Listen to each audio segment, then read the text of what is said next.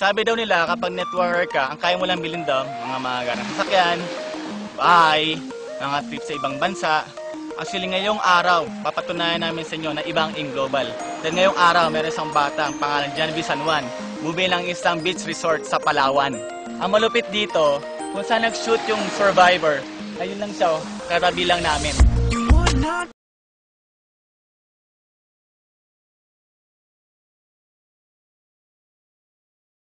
Start kami sa Global, dito kami nagkakaroon ng seminar, sa garahe lang.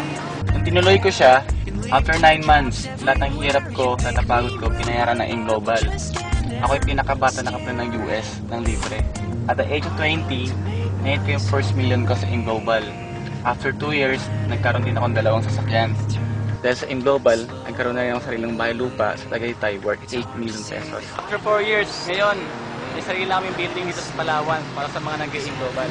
Dati-rate, yung magulang ko hindi naging proud sa akin kasi di pa ako graduate, so baksak ko yung mga grades ko. Dahil sa Global, lahat na bago. Dahil last year, umakyat ako stage, ako yung top 6 ng Global. And ako yung nakakuha rin ng pangatlo sa pinamataas ng profit sharing. Kasi mula ako sa Global, ito pa yung brochure noon. Pangarap ko lang dati makasama sa mga nagkakotse dito, mga naging milyonaryo. Ginawa ko, pabalik-balik lang sa office noon, nakipag-meet sa mga top earners, nakipag-meet sa mga may-ari. Kami ng advice, araw-araw, gabi-gabi, yun ang ginagawa namin. Naalala ko yung buhay ko dati. Totoo lang, napakalayo kung compare ngayon. Kasi nag-Global ako, lahat ng gusto nakuha ko na at the same time, pinamasab dito.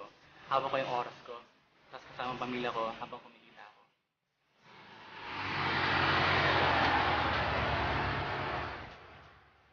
Akala ko lahat ng pangarap ko nakuha ko na. Yung palang simula pa lang. Dahil sa Global, nakuha ko ultimate dream car ko na Camaro. Dati napanood ko lang sa Transformers, pero ngayon, si Bumblebee, kotse na ni John V. Kumita lang 10,000, 15,000, tuwang-tuwa na ako. Pero ngayon, na-experience ko sa Global, kumita pa ng almost million. Ano kayo pakiramdam nun? Hindi ko ma-explain. Mas nakaya mo yung pangarap mo kaya sa ibang tao.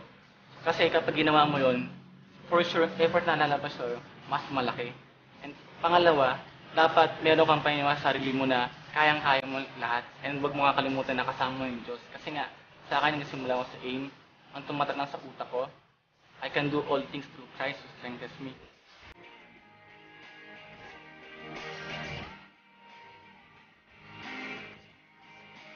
Guys, imagine mo, ito resulta lang ito na 5 years na non-stop na trabaho ko.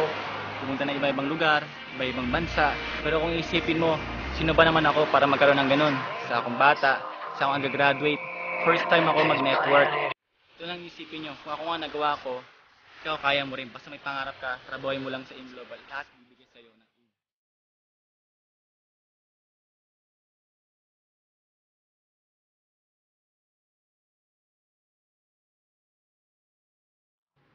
at tumulang pawis ko. Tumutulong pawis ko. Pero may katin, di ba doon? Oo.